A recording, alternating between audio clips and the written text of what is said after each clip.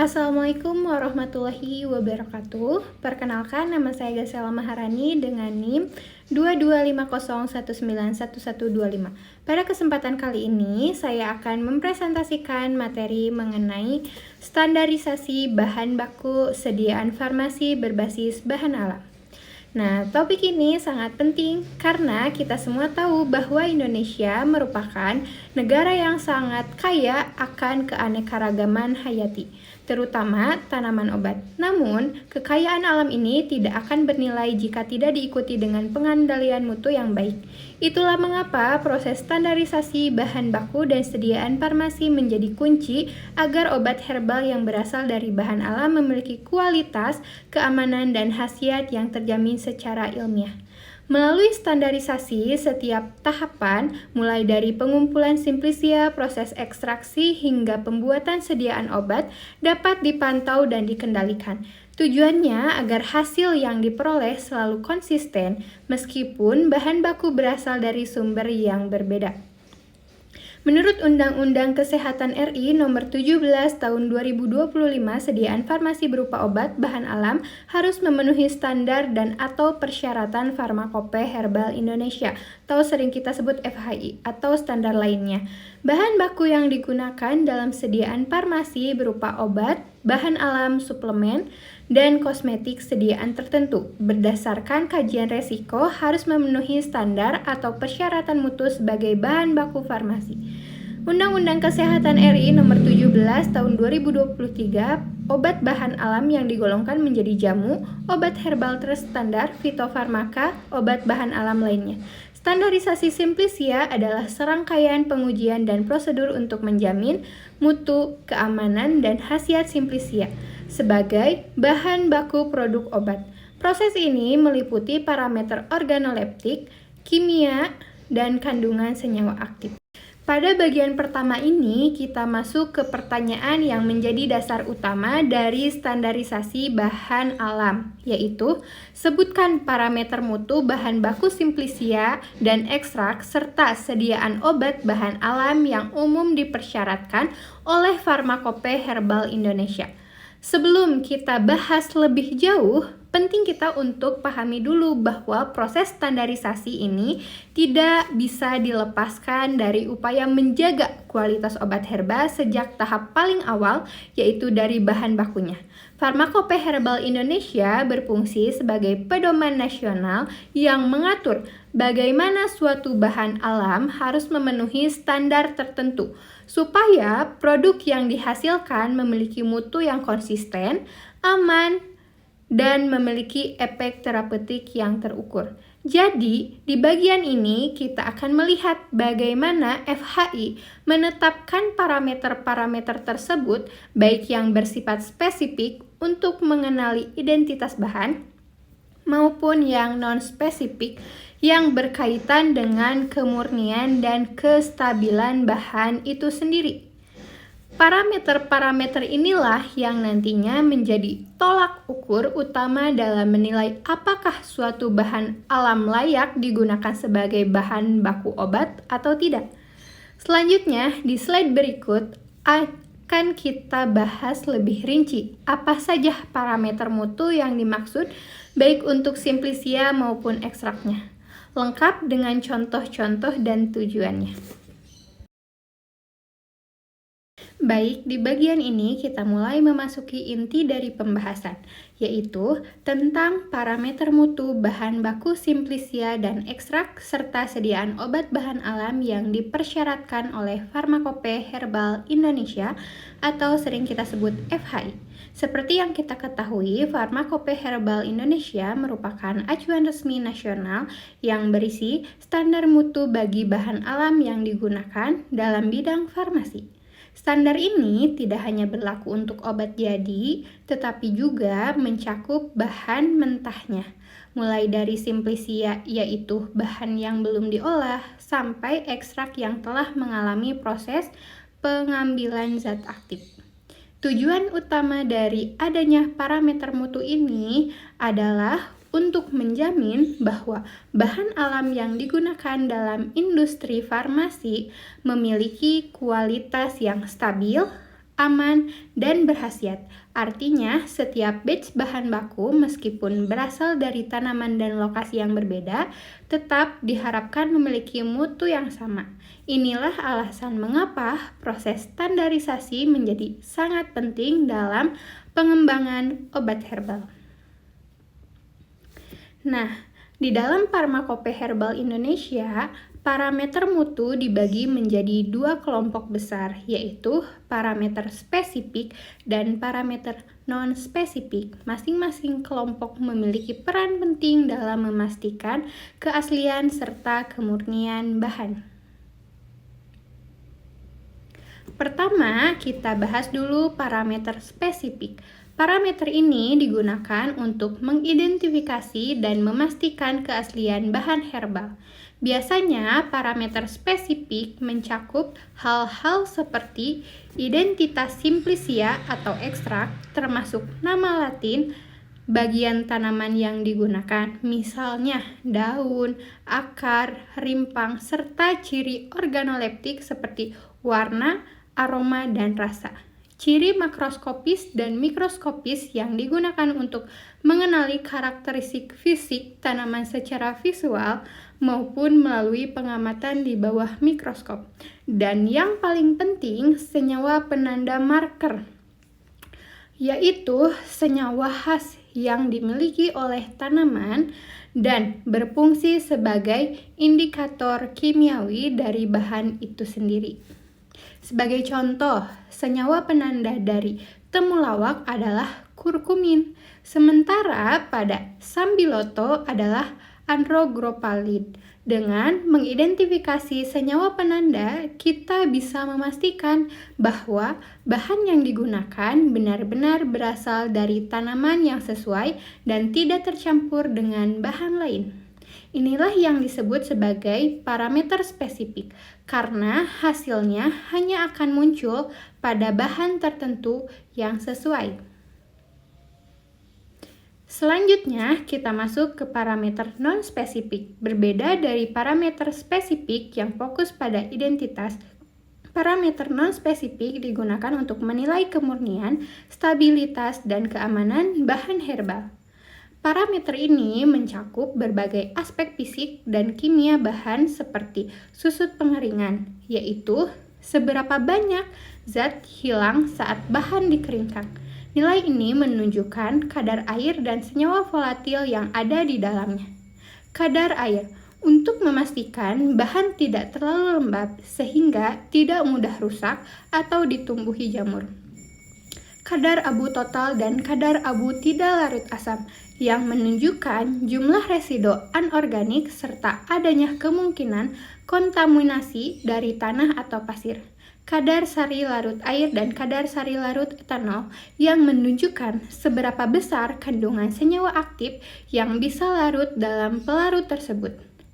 Kadar kandungan kimia, yaitu pengukuran zat aktif utama yang terdapat pada bahan. Cemaran logam berat seperti timbal, merkuri, dan kadmium yang harus berada di bawah batas aman. Cemaran mikroba, pestisida, dan aflatoksin yang dapat membahayakan tubuh bila jumlahnya melebihi batas yang diizinkan.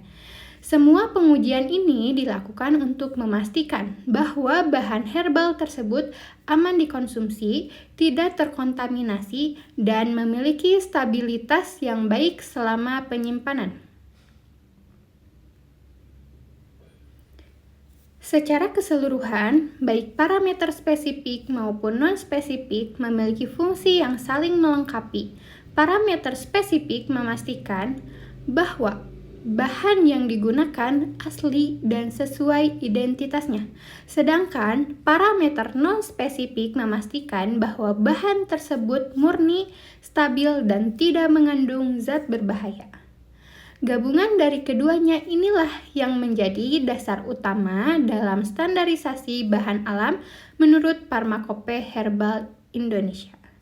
Jika salah satu dari parameter ini tidak terpenuhi, maka bahan tersebut tidak dapat dinyatakan memenuhi standar mutu dan tidak boleh digunakan untuk pembuatan sediaan farmasi berbasis bahan alam.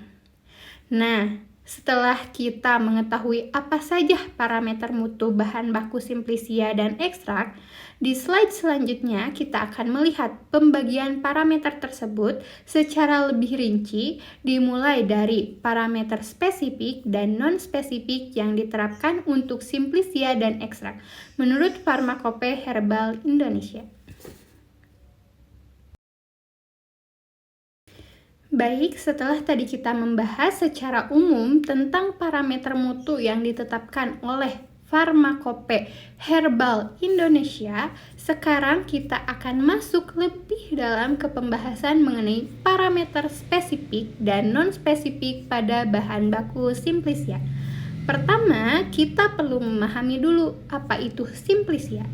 Simplisia adalah bahan alam yang digunakan secara langsung sebagai bahan baku obat yang belum mengalami proses ekstraksi atau pemurnian senyawa aktif.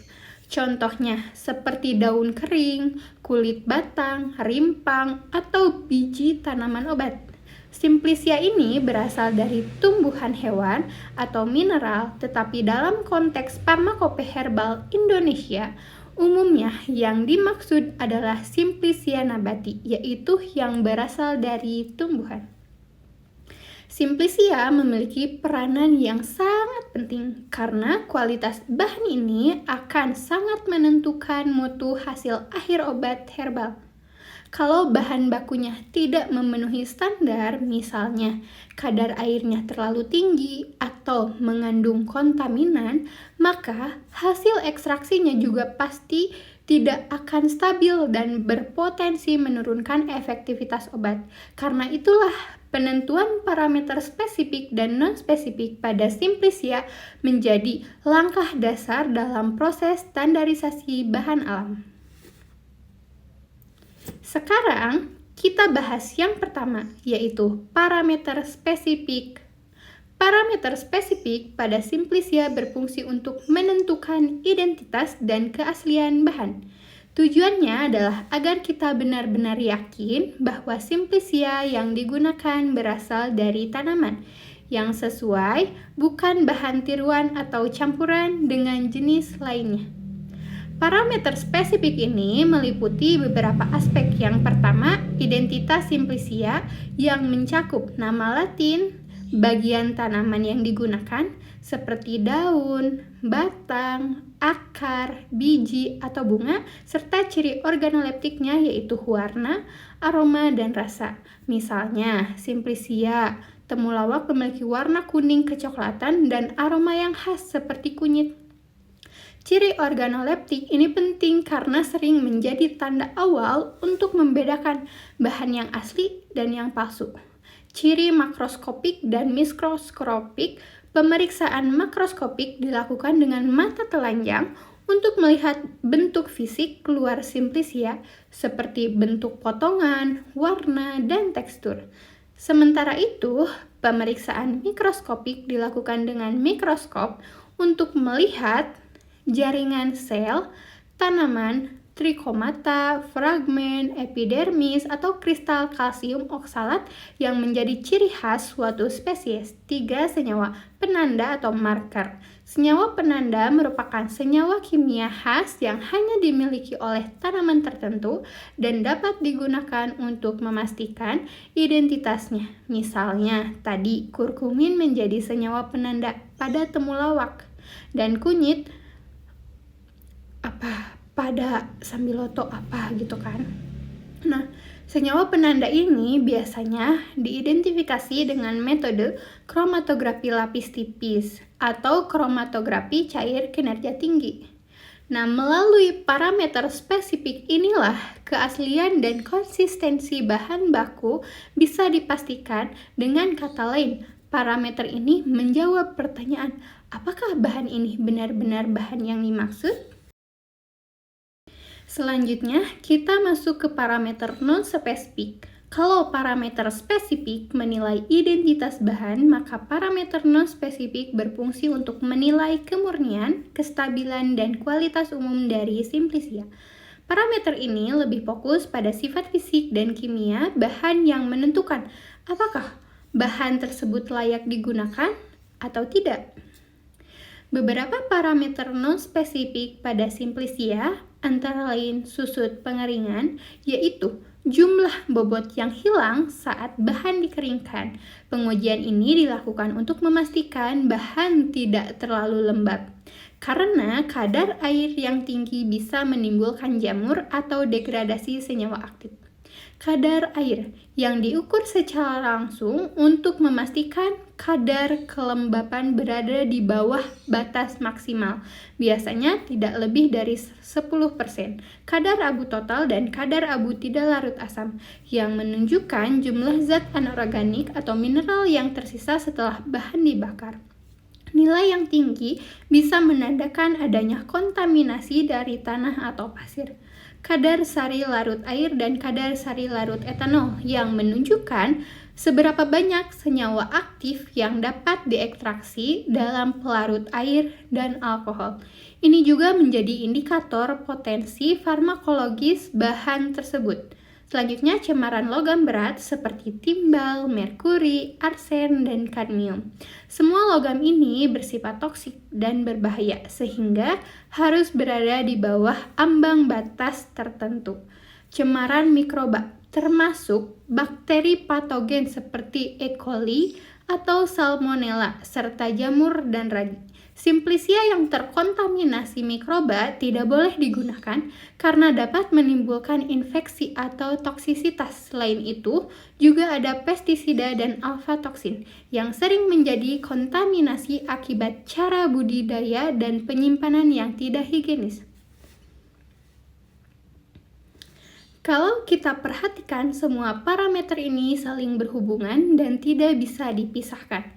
Parameter spesifik menjamin identitas, sedangkan parameter non-spesifik menjamin kualitas dan keamanan bahan. Keduanya menjadi dasar dalam menilai apakah suatu bahan alam memenuhi syarat yang telah ditetapkan oleh Pharmacopoeia Herbal Indonesia. Dengan begitu, proses standarisasi bukan hanya untuk mengetahui isi bahan, tetapi juga untuk memastikan bahwa setiap bahan herbal yang digunakan benar-benar aman, berkualitas, dan memiliki aktivitas biologis yang terjamin. Inilah yang menjadi dasar ilmiah agar obat herbal dapat diproduksi dengan standar yang sama seperti obat kimia sintetis. Nah, setelah kita memahami parameter spesifik dan non-spesifik pada Simplicia, di slide berikutnya kita akan melihat bahwa prinsip yang sama juga diterapkan pada bahan ekstrak, hanya saja ada beberapa tambahan parameter yang menyesuaikan dengan bentuk dan sifat ekstraknya. Setelah tadi kita membahas secara mendalam tentang parameter spesifik dan non-spesifik pada Simplicia, sekarang kita lanjut ke tahap berikutnya dalam proses pengolahan bahan alam, yaitu ekstrak. Jadi, apa sebenarnya yang dimaksud dengan ekstrak? Ekstrak adalah hasil dari proses penarikan atau ekstraksi senyawa aktif dari Simplicia menggunakan pelarut tertentu seperti air, etanol, atau campurannya. Proses ekstraksi ini bertujuan untuk memisahkan komponen aktif yang memiliki efek farmakologis dari bagian tanaman yang tidak dibutuhkan. Dengan kata lain, ekstrak merupakan bentuk konsentrat alami dari bahan herbal yang menjadi dasar pembuatan sediaan obat tradisional maupun fitofarmaka. Karena ekstrak merupakan bentuk yang sudah mengalami proses pengolahan, maka standarisasi terhadap ekstrak juga harus dilakukan dengan sangat hati-hati. Kualitas ekstrak sangat bergantung pada kualitas Simplicia, asalnya, metode ekstraksi, dan kondisi penyimpanan. Kesalahan dalam satu tahap saja, misal suhu ekstraksi terlalu tinggi atau pelarut yang digunakan tidak sesuai, bisa menyebabkan senyawa aktifnya rusak atau hilang, dan akhirnya mempengaruhi khasiat produk akhir. Oleh karena itu, Pharmacopoeia Herbal Indonesia juga menetapkan dua kelompok besar parameter untuk bahan baku ekstrak, yaitu parameter spesifik dan parameter non-spesifik. Sama seperti pada Simplicia, namun karena bentuk ekstrak lebih kompleks dan mengandung pelarut serta sisa komponen organik, maka ada beberapa perbedaan penting pada jenis uji yang dilakukan. Mari kita bahas yang pertama, yaitu parameter spesifik ekstrak. Parameter spesifik bertujuan untuk memastikan keaslian dan identitas kimia dari ekstrak yang dihasilkan. Biasanya hal ini meliputi dua aspek utama, yaitu identitas ekstrak dan senyawa penanda. Identitas ekstrak ditentukan berdasarkan bahan asalnya, misal ekstrak kunyit, ekstrak temulawak, atau ekstrak sambiloto harus memenuhi karakteristik fisik dan kimia yang sesuai dengan sumber tanamannya. Ciri organoleptik seperti warna, bau, dan rasa juga menjadi indikator penting. Misalnya, ekstrak sambiloto memiliki warna coklat tua dengan rasa sangat pahit, sedangkan ekstrak temulawak berwarna kuning keemasan dan beraroma yang khas rimpang. Semua ciri ini harus konsisten dari batch ke batch untuk menjamin keseragaman mutu produk. Senyawa penanda atau marker tetap menjadi bagian inti dari parameter spesifik ekstrak. Senyawa ini berfungsi sebagai tanda pengenal kimia yang menunjukkan bahwa ekstrak tersebut mengandung zat aktif utama sesuai dengan spesies tanamannya. Misal, ekstrak kunyit harus mengandung kurkumin, ekstrak jahe harus mengandung gingerol, dan pegagan mengandung asiatikosid. Penentuan senyawa penanda ini dilakukan dengan metode kromatografi seperti KLT dan HPLC. Melalui metode ini, kita dapat melihat pola kromatogram yang khas, semacam sidik jari kimiawi, yang memastikan identitas ekstrak tersebut. Jadi, parameter spesifik pada ekstrak memastikan bahwa bahan yang digunakan asli, konsisten, dan memiliki senyawa aktif khas yang memberikan efek terapeutik. Selanjutnya, kita masuk ke parameter non-spesifik pada ekstrak. Kalau parameter spesifik lebih menitik beratkan pada identitas bahan, maka parameter non-spesifik berfokus pada kualitas, kemurnian, dan keamanan ekstrak itu sendiri. Berikut beberapa parameter non-spesifik yang dipersyaratkan oleh Pharmacope Herbal Indonesia. Kadar air dan sisa pelarut.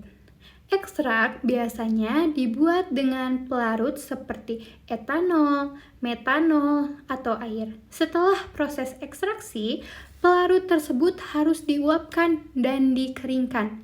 Namun, tetap ada kemungkinan tersisa dalam jumlah yang kecil. Kadar air yang terlalu tinggi dapat menyebabkan ekstrak menjadi lembab dan mudah rusak. Sementara sisa pelarut organik bisa bersifat toksik jika kadarnya melebihi batas aman. Oleh karena itu, kedua parameter ini diuji untuk memastikan kestabilan keamanan ekstrak. Kadar abu total dan kadar abu tidak larut asam. Parameter ini digunakan untuk menilai adanya kontaminasi dari zat anorganik seperti pasir atau logam. Nilai kadar abu yang tinggi bisa menandakan bahwa proses ekstraksi atau pengeringan tidak bersih. Kadar sari larut air dan kadar sari larut etanol. Uji ini menunjukkan seberapa banyak komponen kimia aktif yang dapat larut dalam pelarut tertentu.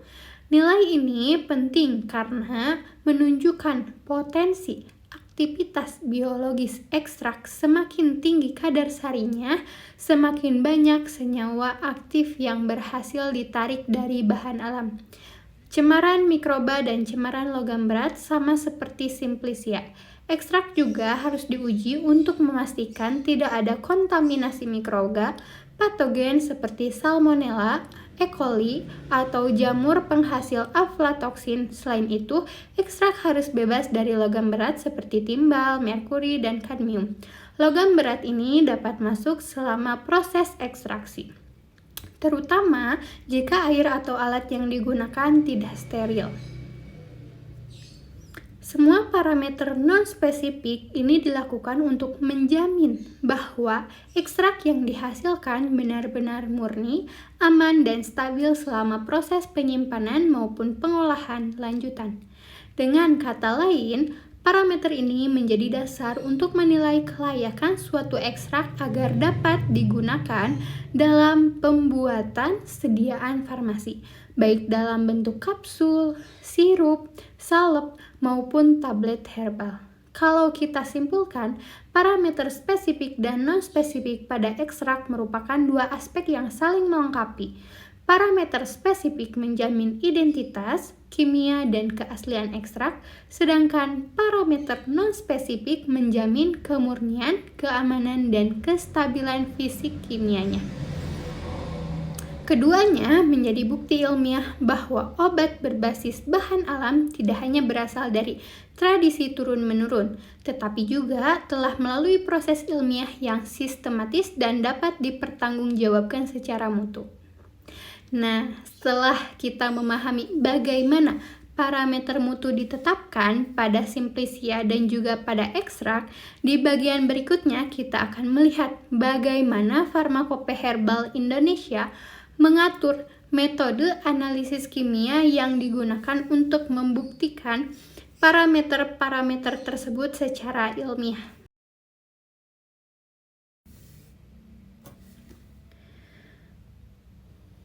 Nah, di bagian kedua ini muncul pertanyaan penting lainnya, yaitu sebutkan metode analisis kimia yang umum digunakan di Pharmacope Herbal Indonesia.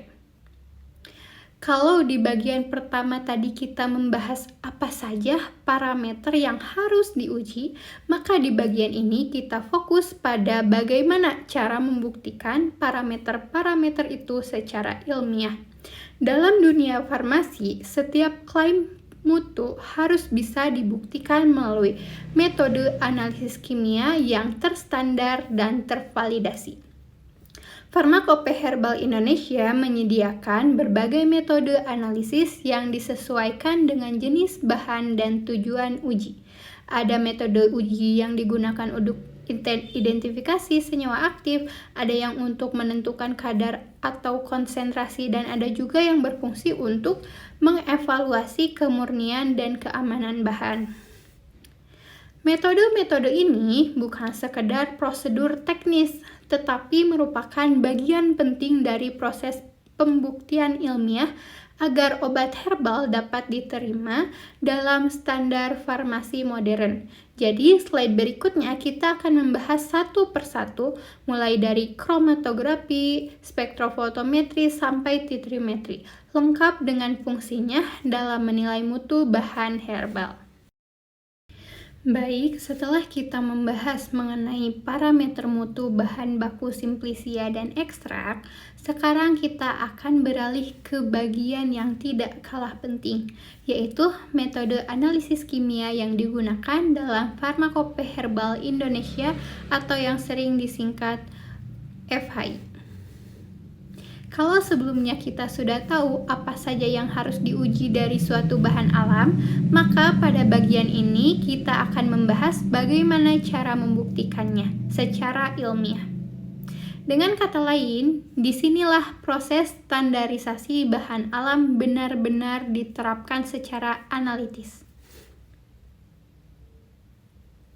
Pharmacope Herbal Indonesia menyediakan berbagai metode analisis kimia yang sudah tervalidasi untuk memastikan setiap parameter mutu dapat diuji dengan hasil yang akurat, dapat diulang dan disesuaikan dengan standar ilmiah.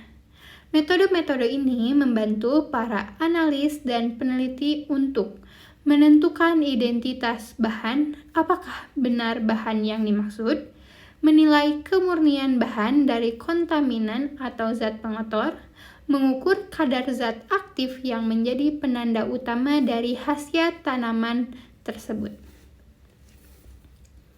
Dalam praktiknya, metode analisis kimia yang digunakan di FHI meliputi berbagai teknik, baik metode kromatografi spektrofotometri maupun titrimetri. Yang pertama, kromatografi. Metode kromatografi menjadi salah satu teknik paling sering digunakan dalam standarisasi bahan alam. Tujuannya adalah untuk memisahkan komponen-komponen kimia dalam campuran, mengidentifikasi zat aktif di dalamnya.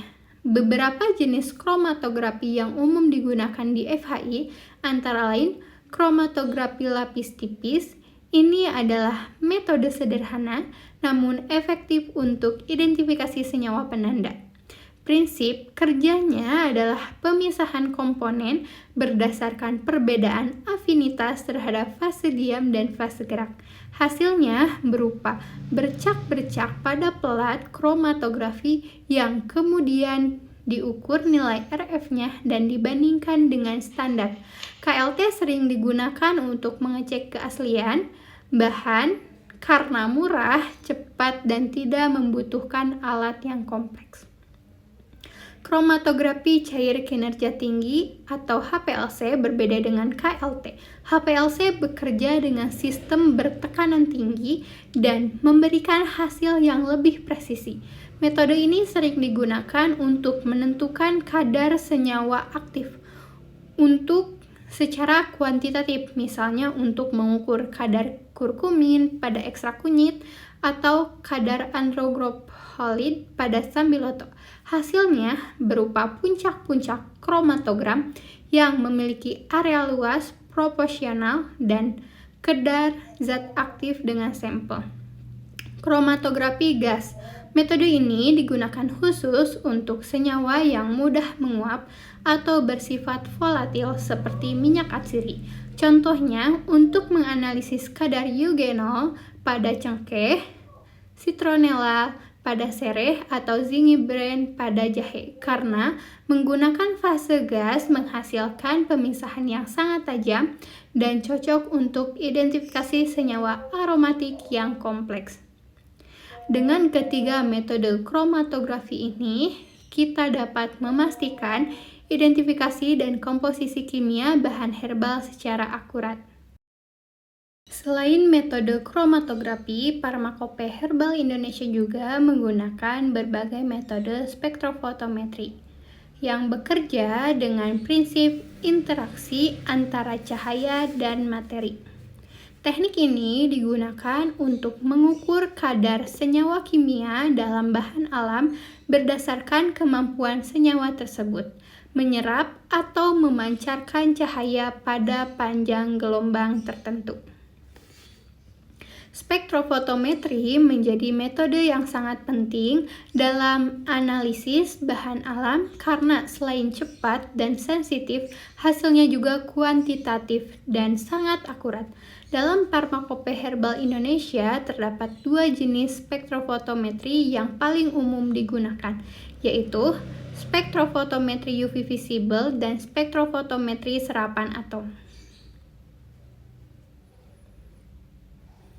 Spektrofotometri UV visible, metode ini bekerja berdasarkan prinsip bahwa setiap senyawa kimia memiliki panjang gelombang tertentu yang dapat menyerap cahaya UV atau cahaya tampak. Intensitas serapan tersebut akan sebanding dengan konsentrasi zat dalam sampel, sehingga dari nilai absorbansi yang dihasilkan kita bisa menentukan kadarnya. Spektrofotometri UV visible banyak digunakan untuk menilai kandungan senyawa aktif, golongan fenolik, flavonoid, tanin, dan alkaloid. Contohnya, untuk uji kadar flavonoid total, sampel direaksikan dengan AlCl3 sehingga terbentuk kompleks berwarna kuning. Warna ini kemudian diukur pada panjang gelombang sekitar 415 nm menggunakan spektrofotometer. Semakin tinggi nilai absorbansi, semakin tinggi pula kandungan flavonoidnya. Keunggulan metode UV visible adalah pengerjaan yang relatif cepat, tidak memerlukan pelarut yang mahal, dan dapat digunakan untuk berbagai jenis bahan herbal, baik dalam bentuk cair, serbuk, maupun ekstrak. Spektrofotometri serapan atau yang sering disebut AS.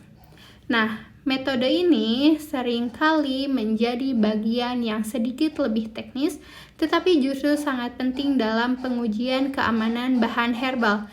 Tujuannya dari AS adalah untuk menentukan kadar logam berat yang mungkin terkandung dalam bahan alam, baik berasal dari tanah, pupuk, proses ekstraksi, maupun kontaminasi alat selama produksi. Logam berat seperti timbal, merkuri, kadmium, arsen yang bersifat toksik meskipun dalam kadar yang sangat kecil. Zat-zat ini bisa menumpuk di dalam tubuh dan menimbulkan efek keracunan kronis pada hati, ginjal, dan sistem saraf. Karena itu, Farmakope Herbal Indonesia menetapkan batas maksimum kadar logam berat dalam bahan obat berbasis alam. Prinsip kerja dari AS adalah mengukur absorbasi cahaya oleh atom logam yang telah diubah menjadi bentuk gas.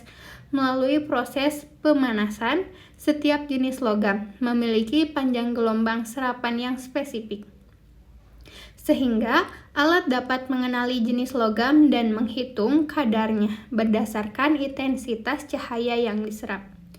Prosesnya kira-kira seperti ini. Sampel herbal terlebih dahulu dilarutkan atau didekomposisi hingga logamnya berada dalam bentuk larutan.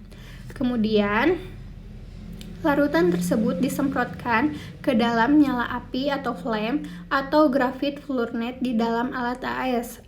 Saat atom logam menyerap energi cahaya dari lampu katoda spesifik, alat mendeteksi seberapa besar energi yang diserap. Nilai absorbansi ini kemudian dibandingkan dengan standar untuk menentukan konsentrasi logam berat di dalam sampel. Sebagai contoh, Farmakope Herbal Indonesia menetapkan batas kandungan maksimum untuk logam berat. Sebagai berikut, contoh timbal tidak lebih dari 10 ppm, kadmium tidak lebih dari 0,3 ppm, merkuri tidak lebih dari 0,2 ppm, arsen tidak lebih dari 5 ppm. Apabila hasil pengujian menunjukkan kadar yang melebihi batas tersebut, maka bahan tidak dapat digunakan dalam pembuatan sediaan obat herbal. Dengan demikian, metode AS memiliki peran vital dalam jaminan keamanan produk herbal meskipun mungkin terdengar sangat teknis.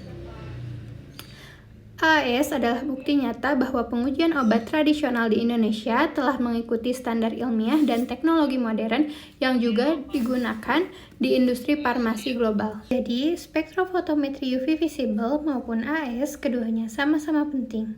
Yang satu digunakan untuk menentukan kadar zat aktif utama, sedangkan yang satu lagi untuk memastikan tidak adanya kontaminasi logam berat yang berbahaya.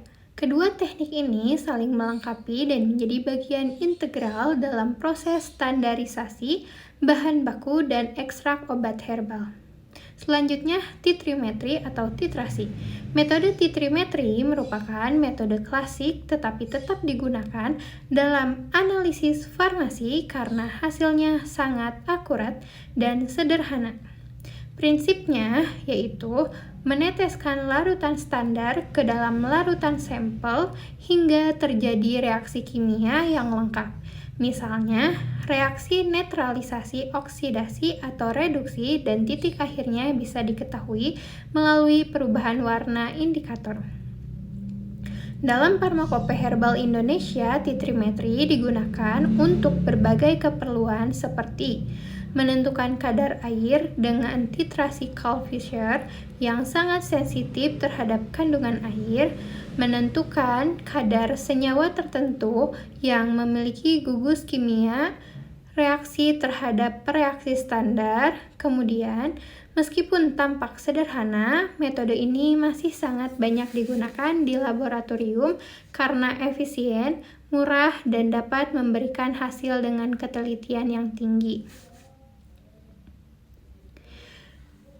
Dari ketiga kelompok metode tadi, kromatografi, spektrofotometri, dan titrimetri, bisa kita simpulkan bahwa Pharmacopoeia Herbal Indonesia benar-benar mengintegrasikan pendekatan ilmiah dalam standarisasi bahan alam.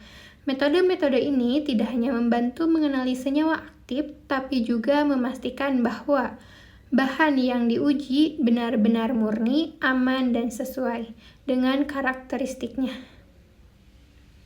Dengan adanya metode analisis kimia ini, proses standarisasi bahan alam menjadi terukur, objektif, dan dapat dipertanggungjawabkan secara ilmiah. Itulah yang membuat obat herbal modern saat ini bisa disejajarkan dengan obat sintetik, karena keduanya sama-sama memiliki dasar bukti ilmiah yang kuat. Nah, setelah kita mengetahui berbagai metode analisis yang digunakan untuk membuktikan mutu bahan herbal di bagian berikutnya, kita akan membahas lebih lanjut tentang contoh-contoh pengujian, parameter standarisasi yang diterapkan dalam Pharmacopoeia Herbal Indonesia, seperti uji susut pengeringan, kadar air, kadar abu, kadar sari, hingga KLT. Selanjutnya, pada bagian ketiga ini ada pertanyaan lanjutan yang berbunyi, buatlah rangkuman beberapa pengujian dari parameter standarisasi yang tertera pada FHI. Bagian ini merupakan inti dari keseluruhan pembahasan karena disinilah kita akan melihat contoh konkret dari berbagai jenis pengujian yang dilakukan untuk menilai mutu bahan alam. Kalau dua bagian sebelumnya masih bersifat teoritis, yaitu mengenai parameter dan metode, maka di bagian ini kita akan masuk ke penerapan langsung di laboratorium. Kita akan membahas satu persatu bentuk uji yang dilakukan, mulai dari susut pengeringan, kadar air, kadar sari, kadar abu total, kadar minyak atsiri, hingga kadar flavonoid total. Setiap uji memiliki tujuan, prinsip kerja, dan parameter hasilnya sendiri, yang semuanya saling melengkapi untuk memberikan gambaran menyeluruh tentang kualitas bahan herbal tersebut. Dengan memahami setiap pengujian ini, kita bisa tahu mengapa proses standarisasi ini sangat penting, bukan hanya untuk memenuhi aturan, tapi juga untuk memastikan bahwa obat herbal yang kita gunakan benar-benar aman, efektif, dan sesuai dengan standar ilmiah yang berlaku. Nah, pada slide berikutnya kita akan lihat satu persatu bentuk uji tersebut secara lebih detail. Baik, teman-teman, di slide ini kita bisa melihat gambaran umum mengenai berbagai parameter pengujian yang tercantum dalam Pharmacopoeia Herbal Indonesia atau FHI. Semua poin yang terlihat di sini mewakili tahapan penting dalam proses penilaian, mutu, dan standarisasi bahan alam. Mulai dari bentuk paling sederhana yaitu simplisia sampai ke bentuk ekstrak yang siap dijadikan bahan baku sediaan obat herbal. Setiap uji yang ada di dalam diagram ini memiliki peranannya masing-masing dalam memastikan bahan herbal yang kita gunakan benar-benar berkualitas, stabil, dan aman. Jadi bisa dibilang inilah rangkaian pemeriksaan utama yang menjadi dasar dalam penetapan standar mutu bahan alam. Baik teman-teman, setelah kita melihat berbagai parameter pengujian pada Pharmacopoeia Herbal Indonesia di slide sebelumnya, sekarang kita mulai dengan salah satu uji paling mendasar dan paling sering dilakukan, yaitu pengujian susut pengeringan. Uji ini sebenarnya terlihat sederhana, tapi punya makna yang sangat besar terhadap mutu dan kestabilan bahan herbal. Susut pengeringan adalah salah satu parameter non-spesifik yang digunakan untuk mengetahui berapa banyak komponen yang menguap atau hilang ketika bahan dikeringkan, baik itu air, etanol, minyak atsiri, atau pelarut lain yang masih tertinggal di dalam bahan. Dalam konteks Pharmacopoeia Herbal Indonesia, susut pengeringan menjadi faktor indikator penting untuk menilai tingkat kekeringan suatu simplisia atau ekstrak. Semakin tinggi nilai susut pengeringan, berarti semakin banyak zat yang hilang saat bahan dipanaskan. Dan biasanya ini menandakan kadar air di dalam bahan masih tinggi. Bahan yang terlalu melembab atau cukup kering dapat menjadi tempat tumbuhnya jamur, bakteri, bahkan menyebabkan degradasi senyawa aktif yang terkandung di dalamnya. Makanya, pengujian ini menjadikan langkah awal untuk memastikan bahan herbal tidak mudah rusak, tidak mudah berjamur, dan tetap stabil selama penyimpanan. Secara umum, prinsip dari pengujian susu pengeringan adalah menimbang bahan sebelum dan sesudah proses pengeringan, lalu menghitung selisih bobotnya. Proses pengeringan dilakukan pada suhu tertentu, biasanya sekitar 105 derajat Celcius hingga diperoleh bobot tetap. Artinya, penimbangan diulang terus sampai berat bahan tidak lagi berubah, yang menandakan semua zat volatil dan air telah menguap. Dari situlah, nilai susut pengeringan dihitung sebagai persentase penurunan berat terhadap berat awal bahan. Misal, jika dari 10 gram simplisia tersisa 9 gram setelah pengeringan, berarti susut pengeringannya adalah 10%. Nilai inilah yang kemudian dibandingkan dengan batas yang telah ditetapkan di Pharmacopoeia Herbal Indonesia. Biasanya, simplisia kering memiliki batas susut pengeringan maksimal sekitar 10% hingga 12% tergantung jenis bahannya. Meskipun tampak sederhana, hasil dari uji ini sangat penting karena berpengaruh langsung pada kualitas ekstrak dan sediaan akhir. Kalau kadar airnya terlalu tinggi, maka selama proses ekstraksi pelarutnya akan bercampur dengan air berlebih, menyebabkan rendemen ekstrak menurun dan komposisi senyawa aktif menjadi tidak konsisten. Selain itu, bahan yang terlalu lembab juga lebih mudah mengalami reaksi oksidasi dan hidrolisis yang dapat menurunkan kadar zat aktif seperti flavonoid, alkaloid, dan minyak atsiri. Sebaiknya, jika bahan terlalu kering, kadang-kadang bisa menyebabkan perubahan struktur alami simplisia, terutama untuk bahan yang mengandung senyawa volatil seperti minyak atsiri. Jadi, proses pengeringan harus dilakukan secara terkontrol dan tepat suhu, supaya bahan tetap stabil, tetapi kadar airnya sudah sesuai standar. Pharmacopoeia Herbal Indonesia menetapkan pengujian susut pengeringan tidak hanya untuk simplisia, tapi juga untuk ekstrak basah dan ekstrak kental. Tujuannya tetap sama, yaitu memastikan tidak ada sisa pelarut atau kelembapan berlebih yang bisa mempengaruhi stabilitas dan mutu produk. Karena itu, uji susut pengeringan sering dianggap sebagai bahan awal penilaian mutu fisik bahan herbal.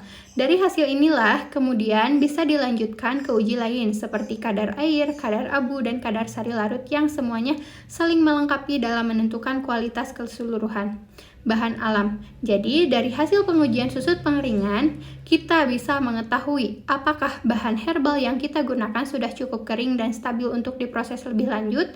Nah, setelah ini kita akan membahas uji yang masih berhubungan erat dengan pengeringan, yaitu pengujian kadar air yang juga menjadi indikator penting dalam menilai mutu dan daya simpan bahan herbal.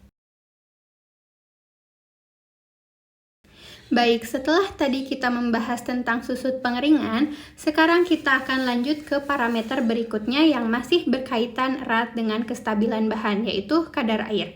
Uji kadar air merupakan salah satu parameter non-spesifik yang sangat penting dalam proses standarisasi bahan alam menurut Pharmacopoeia Herbal Indonesia.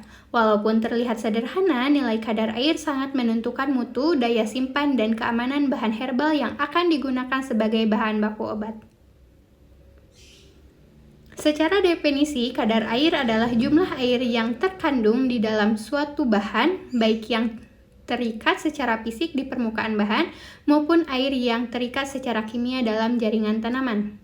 Air ini bisa berasal dari sisa proses pencucian, pengeringan yang kurang sempurna, atau bahkan dari kelembaban udara selama penyimpanan.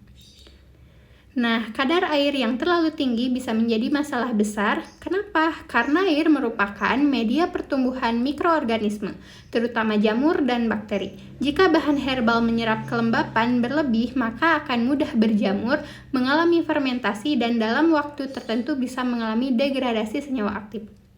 Misalnya, senyawa flavonoid atau minyak atsiri dapat teroksidasi sehingga menurunkan khasiat dan stabilitas bahan. Sebaiknya bahan dengan kadar air yang rendah akan lebih stabil dan memiliki daya simpan yang lebih lama, karena aktivitas air di dalam bahan menjadi sangat kecil sehingga mikroba tidak bisa tumbuh. Untuk menentukan kadar air, Farmakope Herbal Indonesia menetapkan beberapa metode pengujian yang dapat digunakan tergantung pada jenis bahan dan karakteristiknya. Metode yang paling umum adalah metode pengeringan langsung dan metode titrasi Carl-Fisher. Metode pengeringan langsung dilakukan dengan cara menimbang bahan, kemudian memanaskannya dalam oven pada suhu sekitar 105 derajat Celcius hingga beratnya konstan. Selisih berat sebelumnya dan sesudahnya pengeringan itulah yang dianggap sebagai kadar air. Metode ini sederhana dan sering digunakan untuk simplisia kering seperti daun, batang, atau biji tanaman obat. Sementara metode Carl-Fisher digunakan untuk bahan yang mengandung minyak aksiri atau komponen yang mudah menguap, sehingga tidak bisa dipanaskan terlalu tinggi. Metode ini menggunakan reaksi kimia antara air dengan reaksi Carl-Fisher dan hasilnya dibaca secara volumetri atau dengan alat otomatis. Keunggulannya, metode ini lebih sensitif dan akurat, bahkan bisa mendeteksi kadar air dalam jumlah yang sangat kecil. Nilai air yang disyaratkan dalam Farmakope Herbal Indonesia bervariasi tergantung jenis bahan, namun secara umum, batas maksimal kadar air pada simplisia kering adalah sekitar 10-12%. Sedangkan untuk ekstrak kental biasanya sedikit lebih tinggi karena masih mengandung pelarut sisa. Jika hasil uji menunjukkan kadar air melebihi batas tersebut, berarti dianggap belum cukup kering dan tidak memenuhi standar mutu. Selain itu, kadar air juga menjadi indikator penting dalam pengendalian mutu selama proses penyimpanan. Misalnya, bahan disimpan di ruangan dengan kelembapan tinggi bisa kembali menyerap air dari udara sehingga kadar air bisa meningkat dari waktu ke waktu. Karena itu, hasil pengujian kadar air juga membantu menentukan kondisi penyimpanan yang ideal, seperti suhu ruang, kelembapan, dan jenis wadah penyimpanan yang harus digunakan. Dari sisi industri farmasi, pengujian kadar air juga berfungsi untuk memastikan konsistensi antara batch produk. Misalnya, 2 batch ekstrak dari bahan yang sama harus memiliki kadar air yang relatif sama agar kestabilan dan kandungan zat aktifnya juga seragam. Hal ini penting karena kadar air berlebih bisa menyebabkan penggumpalan, penurunan rendemen, bahkan penurunan efektivitas produk akhir. Jadi, bisa kita simpulkan bahwa pengujian kadar air bukan hanya soal berapa banyak air yang terkandung, tapi juga ukuran kestabilan, kebersihan, dan keamanan bahan herbal bahan dengan kadar air sesuai standar. Berarti bahan tersebut stabil, tidak mudah rusak, dan aman untuk digunakan sebagai bahan baku obat herbal. Nah, setelah kita memastikan bahwa bahan herbal memiliki kadar air yang ideal dan stabil, langkah berikutnya dalam proses standarisasi adalah menguji kadar sari larut, yaitu beberapa besar komponen aktif yang bisa ditarik dari bahan tersebut menggunakan pelarut tertentu.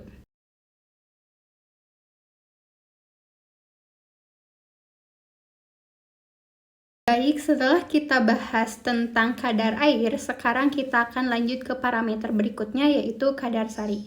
Uji kadar sari merupakan salah satu parameter yang sangat penting dalam standarisasi bahan alam, karena dari hasil inilah kita bisa mengetahui seberapa besar kandungan zat aktif yang dapat diekstraksi dari suatu bahan herbal.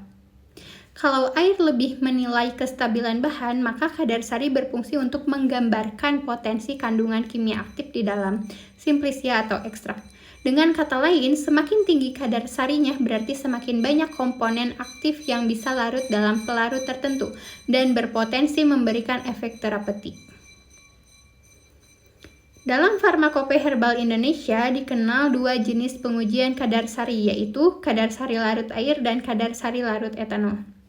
Keduanya dilakukan untuk melihat seberapa banyak zat aktif yang bisa larut dalam pelarut air walaupun pelarut etanol, karena setiap kelompok senyawa memiliki kelarutan yang berbeda. Ada yang larut dalam air, ada juga yang hanya larut dalam pelarut organik seperti etanol. Sebagai contoh, senyawa seperti flavonoid, glikosida, tanin, dan polisakarida cenderung larut dalam air, sedangkan alkaloid, terpenoid, dan sebagian besar senyawa fenolik nonpolar lebih mudah larut dalam etanol. Dengan membandingkan hasil kadar sari larut air dan kadar sari larut etanol, kita bisa mendapatkan gambaran yang cukup lengkap tentang komposisi kimia bahan herbal tersebut. Prinsip dasar pengujian kadar sari cukup sederhana. Sampel bahan biasanya dalam bentuk serbuk simplisia, diekstraksi menggunakan pelarut tertentu, air atau etanol, kemudian hasil ekstraksi diuapkan hingga kering, dan sisa padatan yang tertinggal ditimbang. Berat padatan inilah yang disebut kadar sari, dinyatakan dalam persentase terhadap berat awal bahan kering. Misalnya, dari 5 gram simplisia yang diekstraksi dengan air diperoleh 0,8 gram residu kering setelah diuapkan, berarti kadar sari larut airnya adalah 16%. Prosedur yang sama dilakukan dengan etanol untuk mendapatkan kadar sari larut etanolnya. Nilai kadar sari yang diperoleh ini memiliki arti penting dalam menilai mutu bahan herbal. Jika hasil kadar sari lebih rendah dari standar Farmakope Herbal Indonesia, hal itu bisa menandakan bahwa bahan tersebut tidak segar terlalu lama disimpan atau proses pengeringannya terlalu panas sehingga sebagian senyawa aktif rusak. Sebaliknya, nilai kadar sari yang tinggi menandakan bahan tersebut masih mengandung banyak senyawa aktif, sehingga potensinya lebih besar untuk memberikan efek farmakologisnya.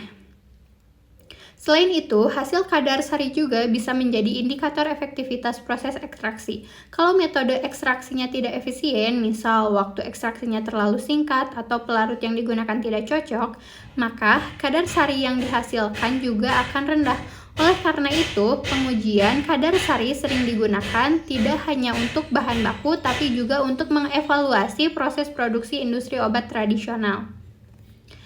Dari sisi mutu dan keamanan, kadar sari juga membantu memastikan bahwa komposisi bahan aktif dalam suatu ekstrak selalu konsisten antara batch. Konsistensi ini sangat penting karena produk herbal yang baik harus memiliki kadar bahan aktif yang stabil agar efek terapinya juga tetap sama seperti pertama kali digunakan. Dengan demikian, uji kadar sari tidak hanya sekedar menentukan seberapa banyak zat yang bisa larut, tapi juga merupakan bagian penting dari sistem pengendalian mutu bahan herbal untuk memastikan efektivitas, stabilitas, dan keaslian bahan yang digunakan. Nah, setelah kita mengetahui seberapa banyak komponen aktif yang dapat diekstraksi melalui pengujian kadar sari, langkah selanjutnya dalam standarisasi adalah melihat seberapa besar kandungan mineral dan bahan anorganik yang tersisa dalam bahan. Untuk itu, kita akan masuk ke pembahasan berikutnya, yaitu pengujian kadar abu total.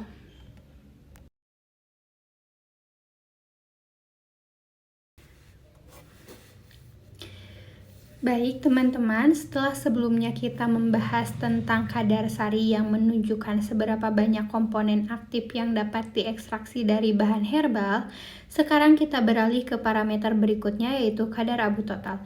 Uji kadar abu total merupakan salah satu pengujian penting dalam parameter non-spesifik Farmakope Herbal Indonesia yang digunakan untuk menilai kemurnian bahan herbal dari sisi kandungan anorganiknya.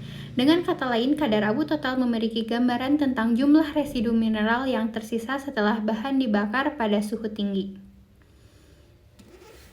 Secara sederhana, abu total adalah semua zat anorganik yang tidak terbakar saat bahan diuapkan atau dipijarkan, misalnya mineral alami yang terdapat dalam jaringan tanaman, ataupun kotoran yang menempel seperti tanah, pasir, atau debu.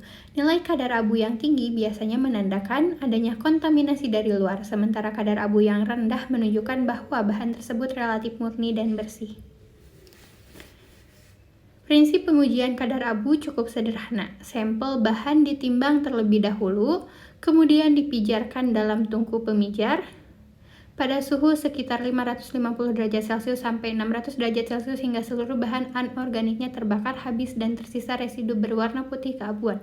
Residu inilah yang disebut abu total dan hasilnya dinyatakan dalam persen terhadap berat awal bahan kering. Sebagai contoh, jika dari 5 gram simplisia tersisa 0,2 gram abu setelah proses pemijaran, maka kadar abu totalnya adalah 5%. Nilai ini kemudian dibandingkan dengan batas maksimal yang telah ditetapkan dalam Farmakope Herbal Indonesia untuk masing-masing jenis bahan.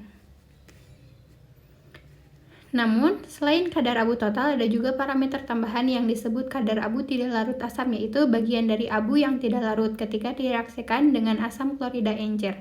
Nilai ini digunakan untuk mendeteksi adanya kontaminan organik yang tidak larut seperti pasir atau silika yang menempel pada akar dan rimpang tanaman. Jika nilai abu tidak larut asam tinggi, berarti bahan tersebut kurang bersih dalam proses penyiapan atau pencucian. Uji kadar abu total sangat penting karena menjadi indikator kebersihan dan kemurnian bahan herbal. Misalnya, pada simplicia berupa rimpang, daun, atau batang, kadar abu yang tinggi bisa menandakan bahwa bahan tersebut masih mengandung sisa tanah atau debu hasil pengeringan. Sedangkan bahan ekstrak, kadar abu yang tinggi bisa disebabkan oleh penggunaan pelarut yang kurang murni atau adanya sisa logam dari proses pemanasan. Selain itu, kadar abu juga bisa mencerminkan kandungan mineral alami yang memang ada di dalam tanaman seperti kalsium, magnesium, dan kalium. Karena itu, penting bagi analis untuk membedakan antara abu yang memang berasal dari komponen alami tanaman dengan abu yang berasal dari kontaminan eksternal. Dari sisi mutu farmasi, penggunaan kadar abu total membantu memastikan bahwa bahan herbal yang digunakan benar-benar bersih, bebas kontaminan, dan sesuai standar keamanan. Bahan dengan kadar abu yang melampaui batas biasanya harus diproses ulang atau ditolak, karena dapat mempengaruhi hasil ekstraksi, stabilitas, bahkan keamanan produk akhir. Jadi, kadar abu total bukan sekedar angka di hasil uji laboratorium, tetapi menjadi bukti nyata kebersihan dan keaslian bahan baku obat herbal. Dengan hasil uji ini, industri bisa memastikan bahwa bahan alam yang digunakan sudah memenuhi standar mutu yang telah ditetapkan oleh Pharmacopoeia Herbal Indonesia. Nah, setelah kita memastikan bahan herbal kita bersih dan murni melalui uji kadar abu total, langkah berikutnya adalah memastikan bahwa bahan baku tersebut juga memiliki profil kimia yang sesuai dengan karakteristik asalnya. Untuk itu, kita akan masuk ke salah satu metode identifikasi kimia yang sangat penting, yaitu uji KLT atau kromatografi lapis tipis. Baik, setelah sebelumnya kita membahas tentang pengujian kadar abu total yang berfokus pada kemurnian bahan dari sisi anorganik, sekarang kita beralih ke salah satu uji yang berfungsi untuk menentukan identitas kimia dari bahan herbal, yaitu kromatografi lapis tipis yang biasa disebut KLT. KLT merupakan salah satu metode analisis spesifik yang digunakan dalam Pharmacopoeia Herbal Indonesia untuk mengidentifikasi senyawa penanda atau marker dari suatu bahan alam. Metode ini termasuk dalam kelompok uji kualitatif yang artinya tujuannya bukan untuk menghitung kadar zat tetapi untuk memastikan keberadaan senyawa tertentu yang menjadi ciri khas bahan tersebut. Prinsip dasar dari KLT sebenarnya sederhana namun sangat efektif. Metode ini bekerja berdasarkan perbedaan afinitas atau daya tarik yang senyawa terhadap dua fase, yaitu fase diam dan fase gerak. Fase diamnya berupa lapis tipis silika gel, alumina, atau bahkan adsorben lain yang dilapisi di atas pelat kaca, aluminium, atau plastik, sedangkan fase geraknya adalah campuran pelarut organik yang akan membawa komponen-komponen sampel naik ke atas pelat dengan kecepatan berbeda-beda. Prosesnya dilakukan dengan cara menotolkan ekstrak sampel dengan larutan pembening pada garis bawah pelat kromatografi, kemudian pelat tersebut dimasukkan ke dalam wadah yang berisi fase gerak. Ketika pelarut bergerak naik karena gaya kapiler masing-masing senyawa dalam sampel akan ikut terbawa, tetapi dengan jarak yang berbeda tergantung polaritas dan interaksinya dengan fase diam. Setelah pelarut mencapai batas atas, pelat dikeringkan lalu disemprot dengan reaksi penampak bercak atau diamati di bawah sinar ultraviolet. Dari situ akan terlihat pola bercak, warna, atau fluoresensi yang menunjukkan komponen senyawa yang ada di dalam sampel. Nilai jarak tempuh setiap senyawa dibandingkan dengan pelarut disebut RF, dan inilah yang digunakan untuk identifikasi.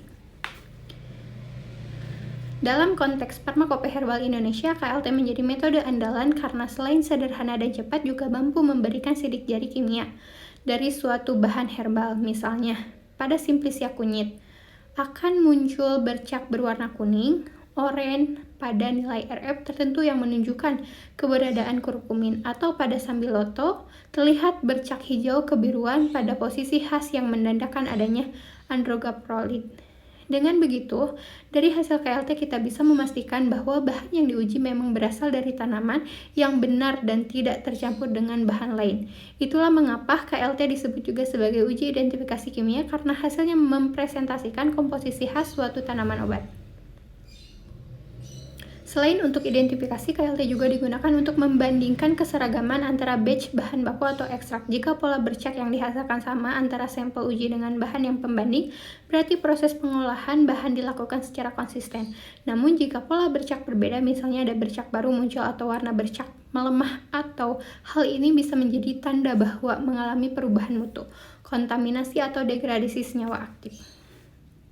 Kelebihan dari KLT adalah metode ini dapat dikembangkan menjadi KLT desintiometri, di mana intensitas bercak diukur dengan alat desintiometri sehingga hasilnya bisa dianalisis secara semi-kuantitatif. Teknik ini banyak digunakan untuk menilai kadar relatif senyawa penanda tanpa harus menggunakan alat yang kompleks seperti HPLC. Jadi, melalui pengujian KLT kita bisa mendapatkan identitas kimia, keaslian, serta konsistensi mutu bahan herbal. Inilah dasar dari standarisasi spesifik di Farmakope Herbal Indonesia. Memastikan bahwa setiap bahan alam tidak hanya dilihat dari tampilannya saja, tapi juga dari profil kimia unik yang dimilikinya. Dengan KLT, obat tradisional tidak lagi dinilai hanya berdasarkan pengalaman turun-temurun, tapi sudah dapat dibuktikan secara ilmiah berdasarkan profil senyawa aktif yang terukur dan terdeteksi secara visual. Nah, setelah kita mengetahui bagaimana KLT digunakan untuk memastikan identitas kimia bahan herbal, di slide berikutnya kita akan masuk pada pengujian yang lebih spesifik terhadap jenis senyawa aktif tertentu. Salah satunya adalah pengujian kadar minyak atsiri yang biasanya dilakukan pada tanaman aromatik seperti jahe, sereh, dan kayu putih. Setelah kita membahas tentang pengujian KLT yang berfungsi untuk memastikan identitas kimia bahan herbal, sekarang kita akan beralih ke parameter berikutnya yang lebih spesifik terhadap bahan yang mengandung senyawa volatil, yaitu pengujian kadar kandungan minyak atsiri.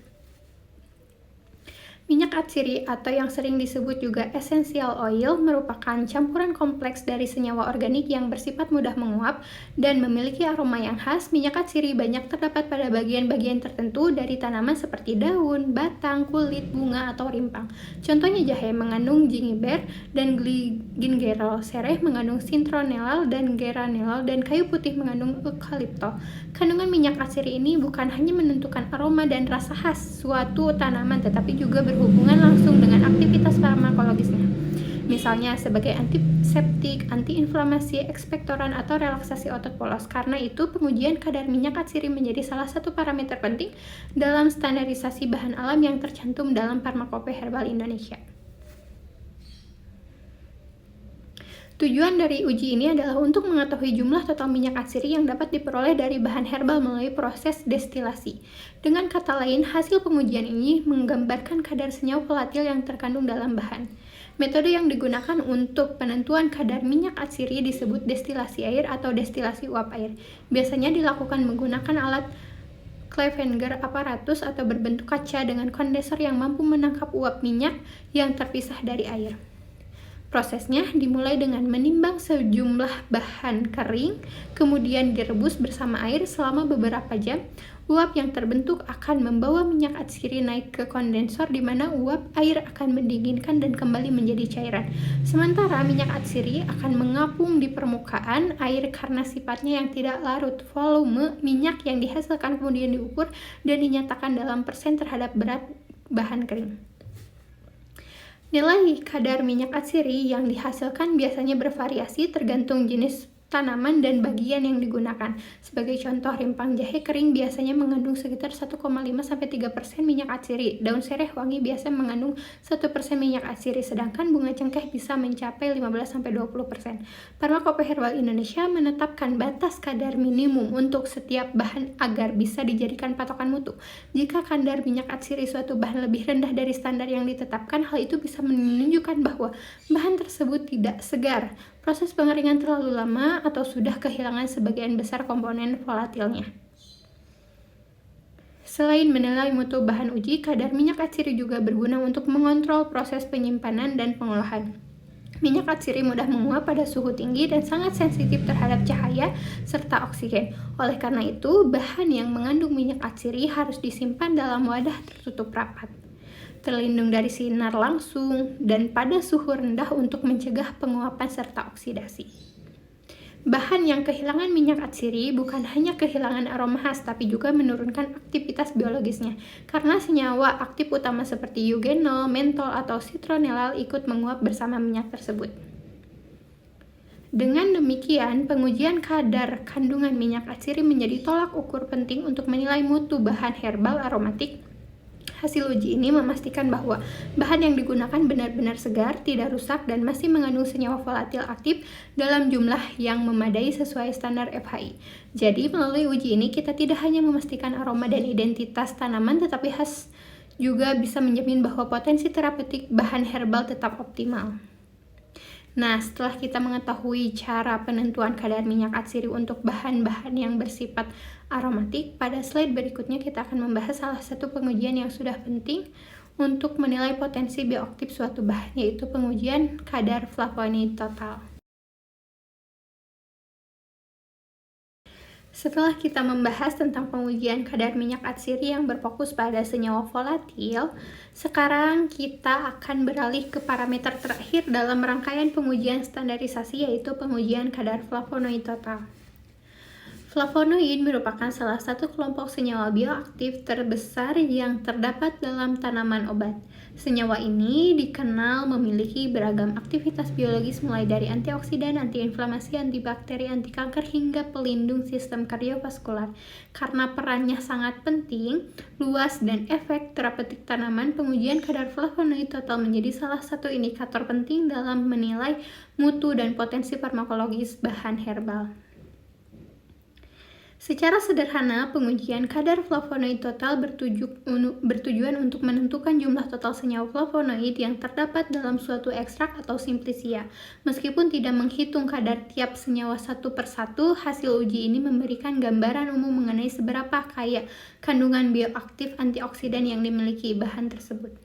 Farmakope Herbal Indonesia umumnya menggunakan metode spektrofotometri UV visible dalam pengujian ini karena metode ini cepat, sensitif, dan cukup akurat untuk menentukan konsentrasi total flavonoid.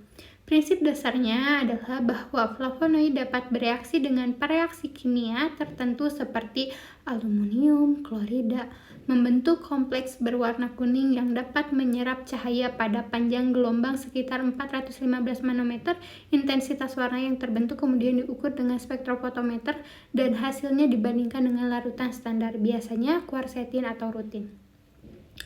Sebagai contoh dalam uji kadar flavonoid total, ekstrak tanaman ditimbang sejumlah tertentu, dilarutkan dalam pelarut etanol, lalu ditambahkan pereaksi AlCl3 dan dibiarkan bereaksi selama beberapa menit hingga berbentuk warna kuning stabil. Setelah itu, absorbansi larutan diukur pada panjang gelombang tertentu dan nilai hasilnya dihitung dalam satuan miligram. Ekuivalen quercetin per gram sampel. Semakin tinggi nilai kadar flavonoid total, berarti semakin tinggi pula kandungan senyawa flavonoid yang berperan dalam aktivitas farmakologis bahan tersebut.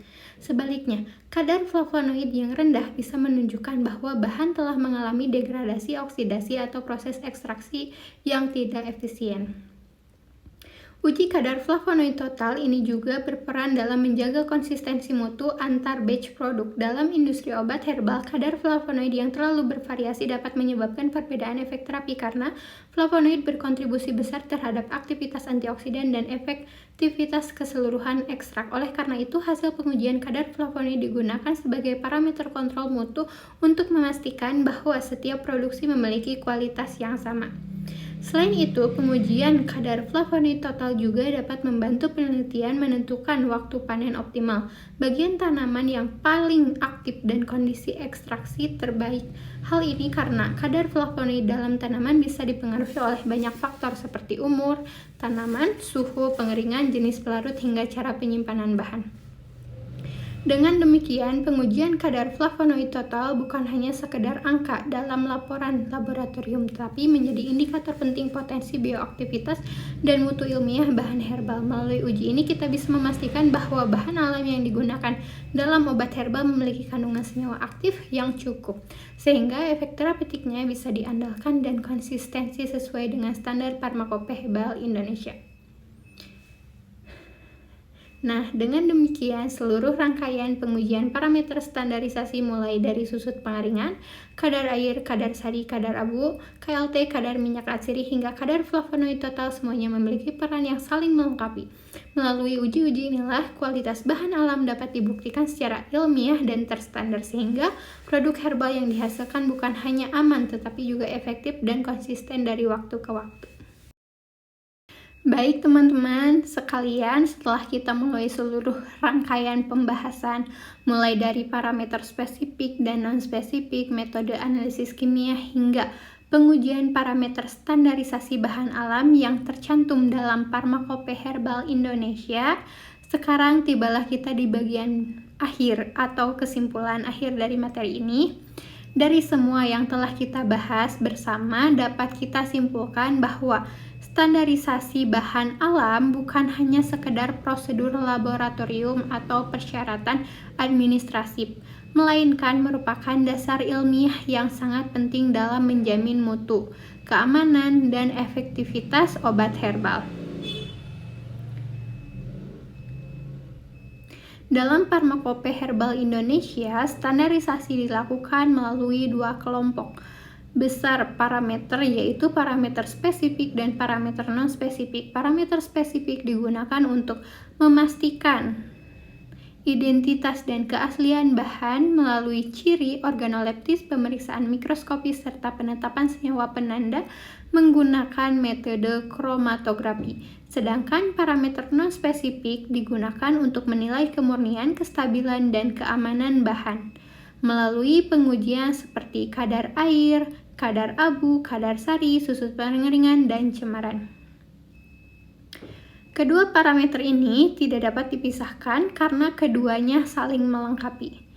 Parameter spesifik menjawab pertanyaan, apakah benar ini bahannya? Sedangkan parameter non-spesifik memastikan apakah bahan ini layak dan aman digunakan. Nah, untuk membuktikan semua parameter tersebut, Pharmacope Herbal Indonesia juga menetapkan berbagai metode analisis kimia terstandar seperti kromatografi lapis tipis, kromatografi cair kinerja tinggi, kromatografi geras, serta metode spektrofotometri UV visible dan AAS.